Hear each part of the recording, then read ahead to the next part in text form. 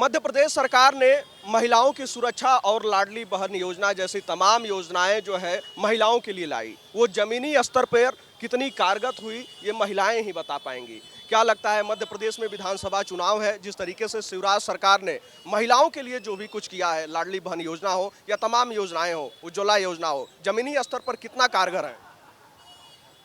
बहुत ही कारगर है। महिलाओं को सशक्त बनाना बहुत अच्छी बात है भैया। और हम इस विषय में यही कहना चाहेंगे कि प्रत्येक महिला के हृदय में शिवराज सिंह चौहान जी ने अपना स्थान बनाया है और बढ़िया कार्य कर रही है भाजपा। महिलाएं सशक्त होंगी, जब घर की महिला एक सशक्त होती है तो पूरे देश पर इसका प्रभाव पड़ता है। तो आज मातृशक्ति यहाँ पर सभी उसी बातों को लेकर भी स्थित यहाँ पर आज उपस्थित है और राष्ट्रीय सेवक संघ की सभी महिलाएं आज यहाँ पर एक शांतिपूर्ण संचलन करने के लिए निकल रही हैं। तो हम लोग सब आज यहाँ पर एकत्र हैं। हम यही कहना चाहेंगे कि बहुत अच्छा कार्य भाजपा कर रही है। बिल्कुल, महिला सुरक्षा की जिस तरीके से बात होती है, मध्य प्रदेश में महिला सुरक्षा को लेकर विपक्ष सरकार को हमेशा घेरता आया है। इस पर आप लोग क्या सोचते हैं? बताएं, जिस तरीके से महिला सुरक्षा को लेकर विपक्ष हावी रहता है, उस पर राजनीतिक माहौल क्या है? जिस तरह से विपक्ष हमेशा हावी होता है, तो मुझे ऐसा लगता है कि महिला सुरक्षा के ऊपर तो अभी काफ़ी सुरक्षित हो चुकी है मध्य प्रदेश की भी, इवन कहना चाहेंगे देश की भी। क्योंकि जब से हमने मोदी सरकार को देखा, मैं राजनीतिक महिला नहीं हूँ, उसके बावजूद भी जो मोदी जी हमारे लिए काम कर रहे हैं वो उसको हम लोग नकार नहीं सकते, पूरा देश नहीं नकार सकता। और जिस तरह से शिवराज सरकार ने काम किया है, तो जैसे जो लाडली बहना हो गई, अभी उज्ज्वला योजना हो गई, और जो भी लाडली लक्ष्मी योजना हो, लाडली लक्ष्मी योजना तो मध्य प्रदेश से शुरू हुई है ना, पूरे देश में। तो जब लड़की पैदा होती है यहाँ हमारे प्रदेश में पैदा होते साथ ही वो सुरक्षित हो जाती है। उसकी 18 साल होने तक उसकी इतनी राशि मिलती है जिससे आगे का उसका भविष्य सुरक्षित हो सके।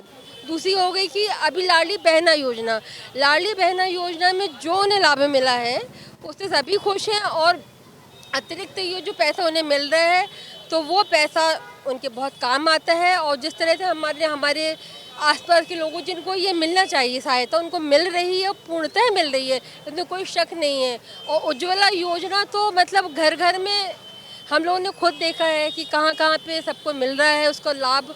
जिस तरह से लाभ उठा रही हैं महिलाएं, तो हम लोग तो निश्चय ही हम लोग इसको हम लोग बहुत ही तारीफ़ करेंगे इस बात की। हम सब शुक्रगुजार हैं उनके कि इसी तरह से मतलब देश की आधी आबादी के साथ में यह जो अच्छा कार्य शुरू किया गया है। बिल्कुल, लेकिन मध्य प्रदेश में महिलाओं के साथ जिस तरीके से घृणित कार्य की खबरें आती रहती हैं, चाहे उज्जैन कांड हो, उस पर आप लोग क्या विचार करते हैं? उस पर आप लोग की क्या राय है? वो सिर्फ मध्य प्रदेश में नहीं है, वो घृणित जो कार्य होते हैं हम लोग उसको जो महिलाएं पीड़ित होती हैं, बच्चियां पीड़ित होती हैं, हम लोग उनका बहुत सपोर्ट करने जाते हैं, उसके ऊपर हम काम भी करते हैं।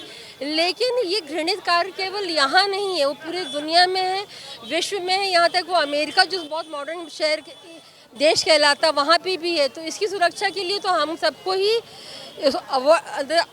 रहना पड़ेगा कि हम सब खुद अपने आप को सुरक्षित करने की कोशिश करें। और सबसे पहले जो माँ होती वो अपनी बेटी को बचपन से सिखाए, माँ अपने बेटों को सबसे पहले सिखाए, बच्ची को पहले बेटों को सिखाए कि बेटा ये तेरी बहन है, ये तेरी माँ है, ये तेरी दादी है, तेरी नानी है, और यही ये लड़की है जो वो है।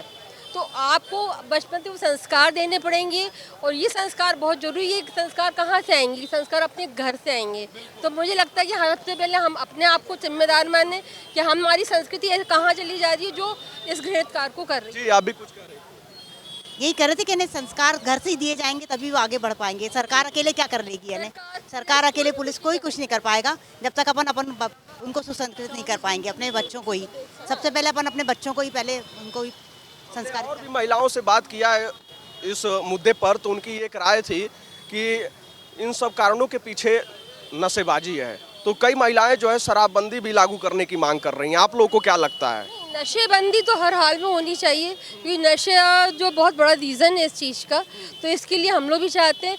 आजकल केवल मतलब शराब का नशा नहीं है, अभी शहर में गली गली हर देश में आपको गांजा मिल जाएगा, स्मैक मिल जाएगा, आदि। और कहाँ मिल रहा है, उसके लिए तो मुझे लगता है सरकार को, समाज को, पुलिस को, सब पे उस पर ज़्यादा नज़र रखने की ज़रूरत, क्योंकि हमारा आने वाला जो यंग जनरेशन वो ख़राब हो रही है। जिस जिस तरीके से जमीनी स्तर पे जो भी योजनाएं हैं प्रदेश सरकार की कितनी कारगर हैं, उससे महिलाएं कितनी संतुष्ट हैं? इसके बारे में तो यही कहेंगे कि सारी महिलाएं काफ़ी पहले से मोदी और शिवराज के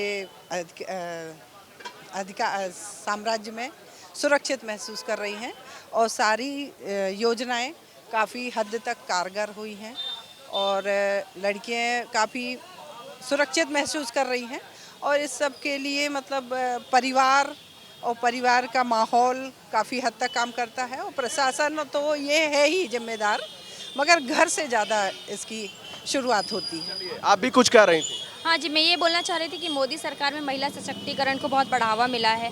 आज जो शिवराज सिंह चौहान की जो सरकार है, जो महिलाओं को राशि प्रदान कर रही 1250 और ये जो अमाउंट दे रही है, उससे काफ़ी महिलाएं जो बेरोजगार महिलाएं हैं, जिनके पास कोई साधन नहीं है, वो अपने बच्चों की फ़ीस भुगतान कर सकती हैं या जो भी उसको आर्थिक लाभ जो दे रही है सरकार, उससे उसको बहुत फ़ायदा है। लेकिन मैं ये जो आपने नशाबंदी का जो मुद्दा अभी उठाया था, मुझे इसमें ये बोलना चाहती हूँ कि ये जो शॉप्स होती हैं, जो वाइन शॉप्स जो होती हैं, वहाँ पे लाइसेंस तो प्रोवाइड करते हैं, तो लाइसेंस प्रोवाइड कौन करता है? और लाइसेंस प्रोवाइड करने के बाद जो टैक्स जाता है वो थोड़ा ये शायद मैटर कुछ ऐसा हो सकता है, क्योंकि लाइसेंस तो गवर्नमेंट ही प्रोवाइड करती है।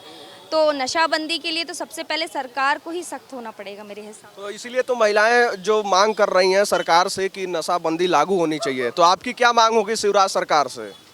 मैं सरकार से तो यही कहना चाहूँगी कि अगर आप ये जो लाइसेंस प्रोवाइड कर रहे हैं, पहले तो उसी पर बैन, अगर लाइसेंस ही प्रोवाइड नहीं करेंगे और ये हमारे यहाँ एक आप समझ गए होंगे, अगर ये भी हमारे यहाँ एक अपराध हो जाएगा कि भाई आप नहीं बेच सकते वाइन और शॉप वगैरह नहीं, तो ऑब्वियसली बैन तो लग ही सकता है। चलिए देखिए, अभी जो जिस तरीके से महिलाओं की भी यही मांग है कि नशाबंदी यहाँ लागू होनी चाहिए और मध्य प्रदेश सरकार की जो योजनाएं हैं जमीनी स्तर पर कारगर साबित हो रही हैं इनके हिसाब से। लेकिन चुनावी माहौल है, जब चुनाव परिणाम आएंगे तभी पता लगेगा कि जमीनी स्तर पर सरकार की योजनाएं कितनी सही और कारगर साबित हो रही हैं।